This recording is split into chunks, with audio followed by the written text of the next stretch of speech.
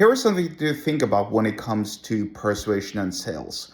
Right now, there is supposedly, allegedly, according to the news outlets, a fuel crisis when it comes to flights and uh, and commercial airlines traffic. I dislike myself for saying for losing myself there, but whatever. This is just the nature of the game sometimes.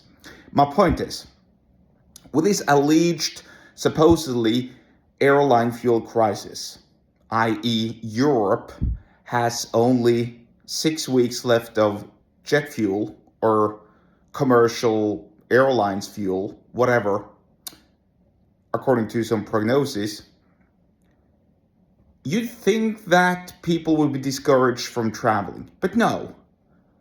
Isn't it funny how the airlines keep on advertising? I mean, I must be receiving at least one promotional email a day from any given airline encouraging me to book my vacation right now, because otherwise it will be too late. And right now they have discounts and offers and all these nice little benefits and perks.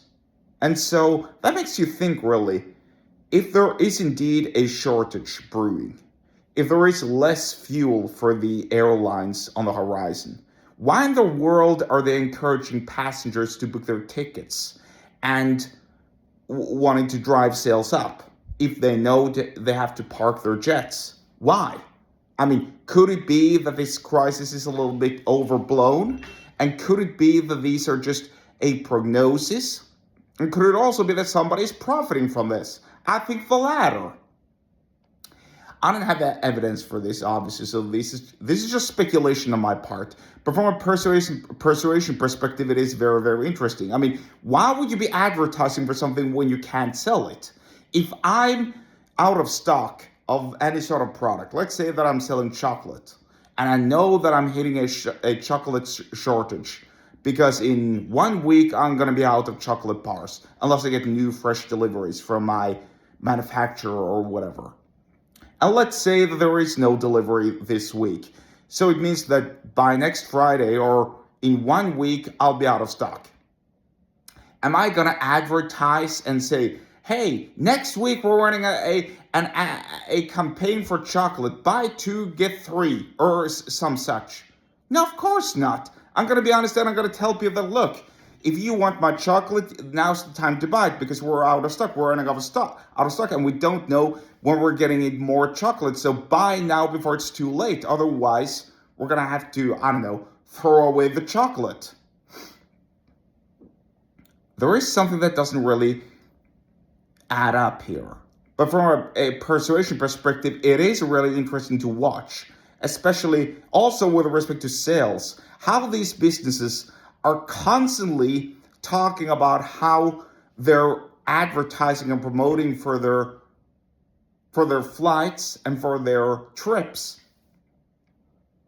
Meanwhile, or during the so-called fuel crisis, could it be that this is just another reason to drive prices up? That's also what I think. I mean, why would you not drive more prices up? That's kind of evident if you think about it. Now, I've actually lost my train of thoughts when it comes to what I was going to talk about, which is really, really annoying. But from a persuasion perspective, you can't be lying.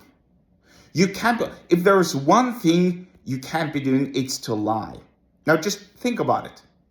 If this crisis were looming, you'd know that the airlines would sort of stop advertising.